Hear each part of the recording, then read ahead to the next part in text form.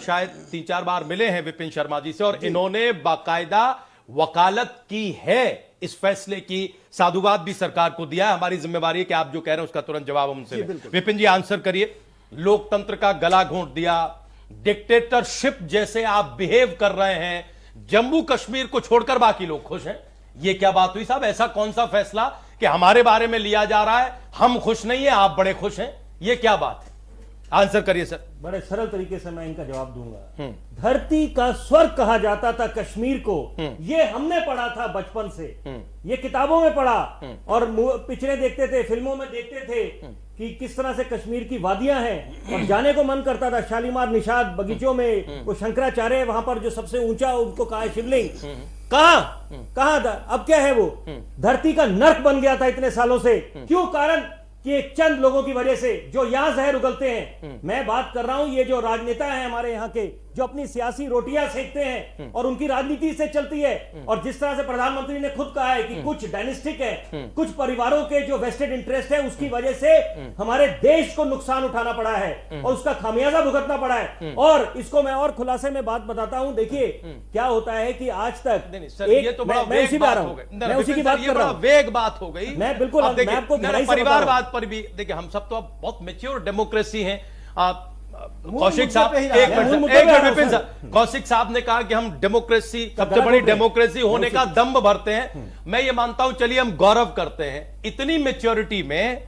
हम कम से कम ये तो मान ही लें कि परिवारवाद अब राजनीति की सुविधा का मुद्दा है। कोई भी परिवारवाद अगर पीछे जनता नहीं है तो वो नहीं पनप सकता। आज कांग्रेस पार्टी का परिवारवाद कहां है वो अलग चीज। हमें ये बताइए जो सवाल उठा रहे हैं कि क्या सरकार ने अलोकतांत्रिक फैसला लिया, क्या जो पूरा प्रोसीजर है वो अलोकतांत्रिक तरीके से अंजाम तक पहुंचाया गया? उन्होंने एक सवाल उठाया, जैसे आप समर्थन में सवाल उठाते हैं वो विरोध में उठा रहे हैं कि जहां की आवाम के लिए फैसला लिया गया है उनके चेहरों पर खुशी क्यों नहीं है, बाकी सब जगह खुशी है, ऐसा क्यों? क्या कभी ऐसा होता है? देखिए ऐसा है, जो सरकार ने फैसला लिया बिल्कुल सही फैसला लिया है। देर आए दुरुस्त आए, वो फैसला बिल्कुल सही रहा है। और रही बात कि आप बोलते हैं कि वो घर घर जाके लोगों से पूछते, जिस तरह से पहले यहां पर बात चलती थी प्लेबसाइट की, पॉलिटिकल पार्टीज के रिप्रेजेंटेटिव से पूछते हैं। नहीं, देखिए आप जनता के विश्वास की बात करते हैं। ये बोला करते थे पहले कि सरकार विश्वास जीते, कश्मीरियों का विश्वास जीते। अब तो सरकार, उसी की बात कर रहा हूं, विश्वास कैसे जीते? अब तो सरकार खुद कहती है कि सबका साथ, सबका विकास, सबका विश्वास। मैं उसी पे आ रहा हूं। तो विश्वास तो गायब है उनके मुताबिक। यही तो सोचने का नजरिया है। देखिए आधा गिलास अगर खाली है आधा भरा भी है। अरे कमाल है सर, एक बार वहां नजरबंद है, लोग खाली और भरे की बात बता रहा हूं। आप अजीत डोभाल पे आप क्रिटिसाइज कर रहे हैं। गुलाम नबी आजाद कहते हैं कि देखिए सारे पेड एजेंट्स हैं, कमाल की बात है। वो भी क्रिटिसाइज हुआ, वही उसी की बात, वो भी क्रिटिसाइज हुआ है। क्या होना चाहिए था कि कश्मीरियों को विश्वास में लेना चाहिए था, उनके दर्द को पता चलना चाहिए था। उन माओं का दर्द कहां गया?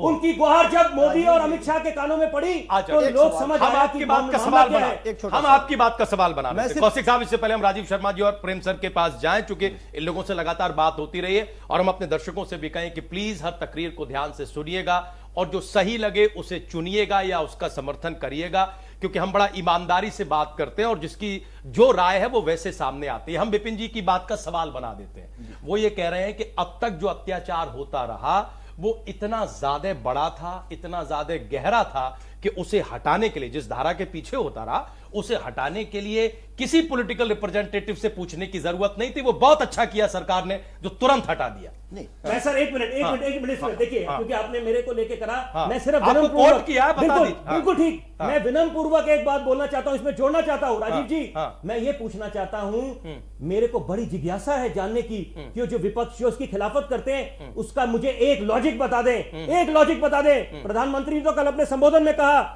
नेशन को जो संबोधन करा, देश को जो करा, अलग बात है। वो आपके पहले ही आम आदमी की तरह मैं जानना चाहता हूं उसका लॉजिक क्या है, का फायदा क्या जो वकालत करते थे उसका लॉजिक बता दें। ये सारे जल्दी से जवाब लेके बाकी मेहमानों को जोड़ते हैं। रितु मैडम तैयार रहेगा, बोलिए। राजीव जी, पहली बात तो ये कि शायद मेरा सवाल ही नहीं समझ पाया। मैंने ये नहीं कहा कि 370 पे हम प्रश्न खड़ा कर रहे हैं। जाहिर सी बात है कि बचपन से हम भी चाहते थे, जब नहीं समझ में आती थी कि 370 है क्या, तब भी हम चाहते थे कि हटाई जाए। सब शायद हमारे देश से कोई ऐसा अंग है जो कटा हुआ है, वो हटा देने के बाद में हम जुड़ जाएंगे उससे।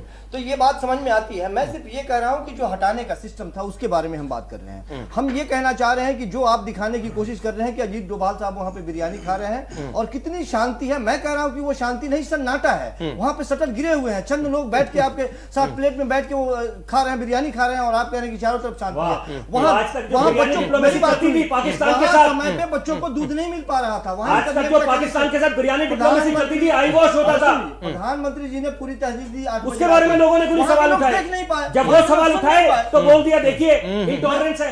मैं बोल रहा हूँ वहां के लोग देख नहीं पाए, वहां के लोग सुन नहीं पाए, वहां इंटरनेट का कनेक्शन नहीं है, टीवी नहीं चल रहा है, बिजली नहीं है, दूध नहीं पहुंच रहा है, समय पे सब्जी नहीं पहुंच रहा है। आप कह रहे हैं कि लोग वहां पे आपको जादू की छड़ी चाहिए। अच्छा